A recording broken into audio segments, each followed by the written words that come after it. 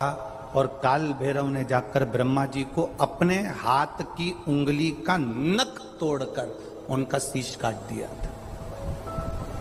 काल भैरव, जब काल भैरव ने शीश काट दिया, शीश कट गया,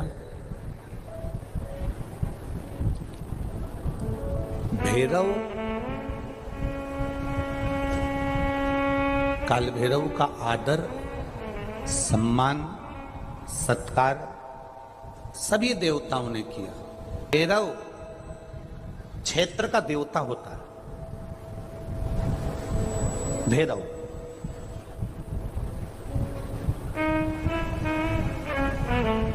64 तरह के भैरव होते हैं।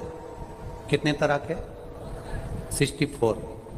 64 तरह के भैरव होते हैं और 64 तरह के भैरव, जितने भैरव होते हैं उतनी भैरवी होती है, क्योंकि शिव के साथ शक्ति जरूरी है, भैरव के साथ भैरवी जरूरी है, क्योंकि भैरव शंकर भगवान का एक अंश रूप है, क्योंकि शिव ने उसको प्रकट करा।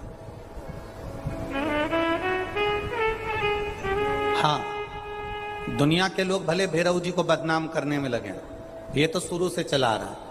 भैरव जी को कोई बीड़ी पिला देता है, कोई सिगरेट पिला देता है, कोई कह देता है कि भैरव बाबा को तो बीड़ी दे दो, भैरव बाबा को तो सिगरेट दे दो।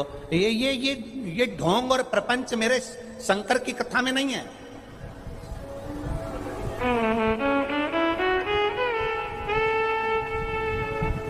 शिव का एक अंश है भैरव।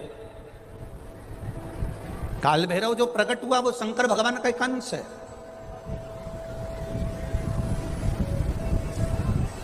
काल भैरव जो प्रकट हुए वो शिव का एक अंश रूप है।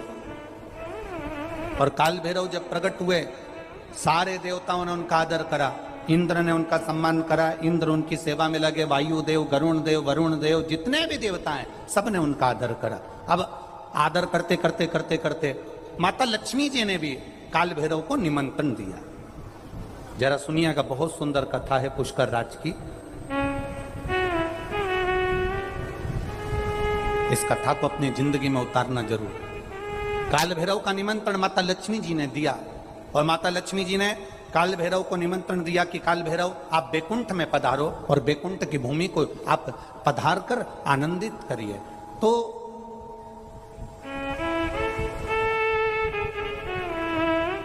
काल भैरव का काम क्या है?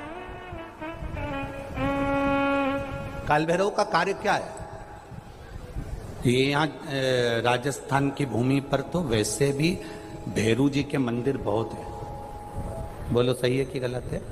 और पूरी दुनिया में जितनी भी, पूरी भारत की भूमि पर दुनिया के लोग कहीं पर भी लें, कहीं पर भी रहें, पर भैरू पूजने के लिए हमारे राजस्थान में आते जरूर हैं। भले वो कभी भी आए, पर राजस्थान में आकर भैरू पूज कर जाते ही।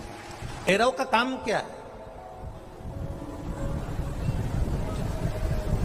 शंकर भगवान ने क्या केवल एक ब्रह्मा जी का सिर काटने के लिए काल भैरव को प्रकट करा?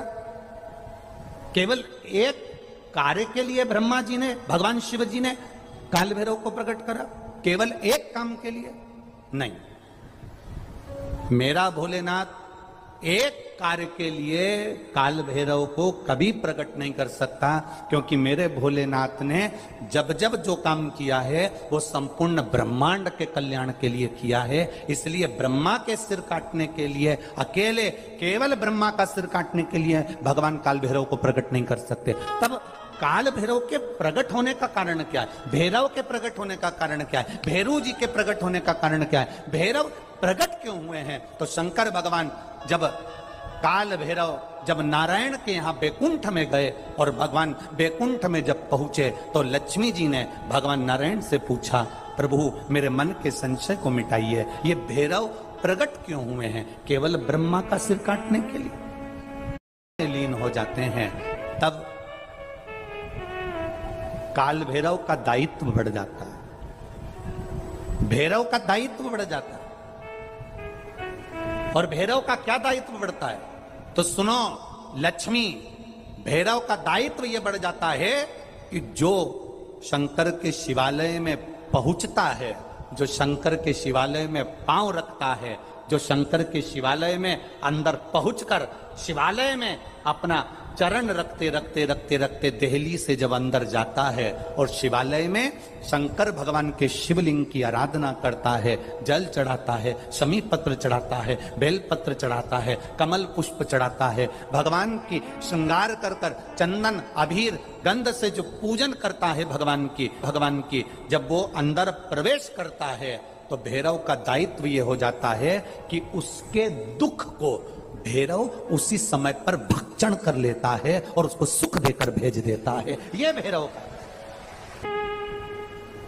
तो लक्ष्मी जी के मन में एक प्रश्न खड़ा हो गया, शिव जी के मंदिर में तो कहीं भैरव का दर्शन ही नहीं होता।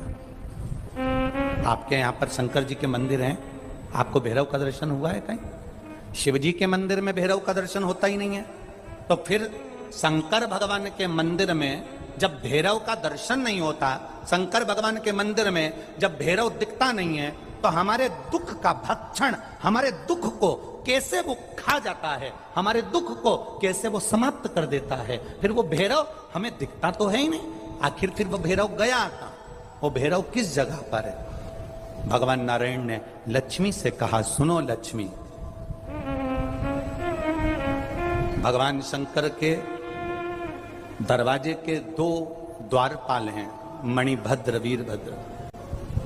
दरवाजे के, भगवान शंकर के दरवाजे के दो द्वारपाल हैं। और सुनो लक्ष्मी, वो दो द्वारपाल भगवान शंकर के दरवाजे के हैं। भैरव को शंकर भगवान ने अपनी ऊपर की चौखट का मध्य भाग काल भैरव को दिया है। जिस समय भक्त भगवान को एक लोटा जल चढ़ाने के लिए मंदिर में गर्भगृह में प्रवेश करता है, जिस समय एक लोटा जल चढ़ाने के लिए भक्त शंकर का ओघड़ी का भक्त जब मंदिर के अंदर शिवालय में प्रवेश करता है, तो वो चौखट की जो छाया होती है वो भक्त के सिर पर पड़ती है। जब वो जल लेकर अंदर प्रवेश करता है, उसके जीवन में जो दुख होता है वो काल भैरव ऊपर की ऊपर खींच लेता है और उसको भक्त कर जाता है। ये